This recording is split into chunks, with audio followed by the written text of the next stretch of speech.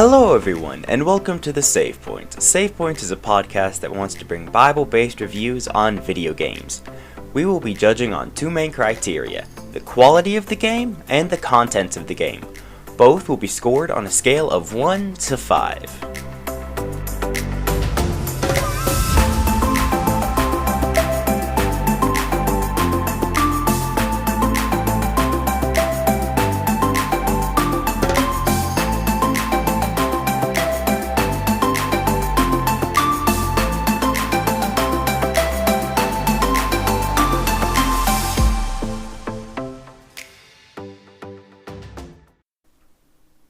Today's game we are looking at is Totally Accurate Battle Simulator, or TABS.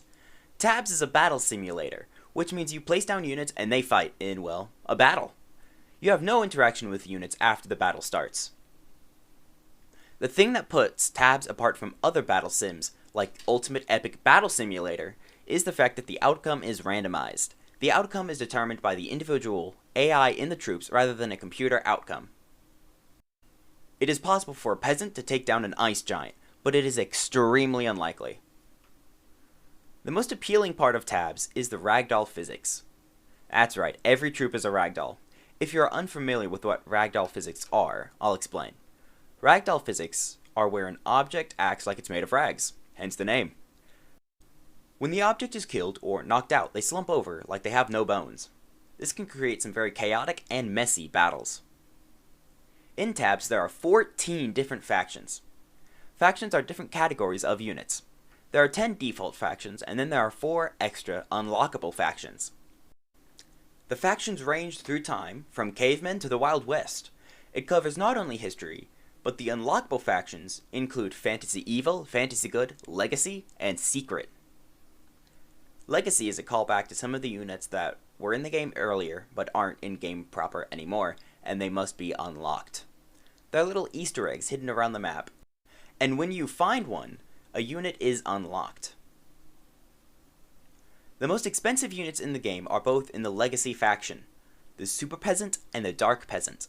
They both cost 9,999,999 money. The Super Peasant is the stronger of the two though. The Secret faction is the most unique. The average faction has 7 units. Legacy has 16, but Secret has 39. The majority of Secret units are from other factions that were either too OP or overpowered, or just don't fit into the average faction. My personal favorite faction would be Ancient, with Viking as a close second. Battle simulators are sandbox games primarily. A lot of fun can be had from just using your imagination. But it's not completely self-driven. There are campaigns. There are 3 introductory campaigns: Introduction, Adventure, and Challenge. The campaigns are different from sandbox mode by the fact that they limit funds and the kind of troops that you can use. There are also campaigns for a few different factions. There are 9 campaigns outside of the starting 3. These campaigns are challenging and fun, if you're into them. If you're not, they can just be really, really frustrating. I'm speaking from experience. If you want to watch the fights with a cinematic flair, you can go to cinematic mode and slow the game down to really soak in all that chaos. There are multiple modding tools built into the game itself. You can build your own units and maps. Using this, you can create your own factions and campaigns and put them up on the TABS workshop. No need to use Steams. There is also a multiplayer feature where you can challenge other people in combat. There is a troop limit and a money limit, but everything else is on the table. TABS does come at a cost of $20. Totally Accurate Battle Simulator is a game where you are in control. The troops are yours to command. TABS is about management, tactics, and having fun. This game is not taken seriously by many, including the developers.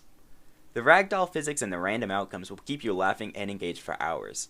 Oh, and the campaigns are of good length and challenging and will definitely keep you busy. Now, on to the rating. For its quality, TABS is a really well-built game. The graphics are simple but really, really fun.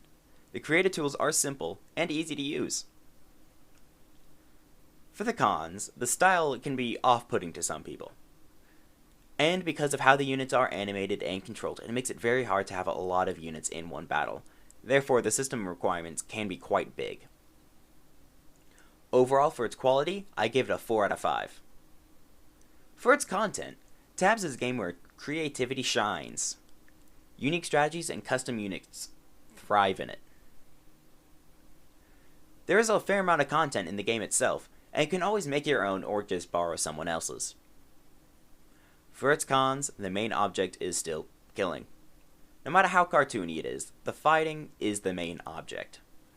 Some of the units are spooky or evil, so there are skeletons and other undead. The fantasy units are magic and witchcraft. Clear as that. For content, I give it a 2 out of 5. That brings the overall rating to a 3 out of 5. For my personal thoughts, Tabs is a fun game, and I have played it a good bit. It is a fun game, and I've never quite been able to finish the campaigns though. My dad and I have also played this back and forth a good bit, making different armies and fighting each other with them. This is a great game to dabble into battle sims. Well, that about sums up this episode of The Save Point. I hope you all have enjoyed this episode and found its contents helpful. The Discord link is in the description. Thank you all for listening, and may the Lord bless you and give you peace.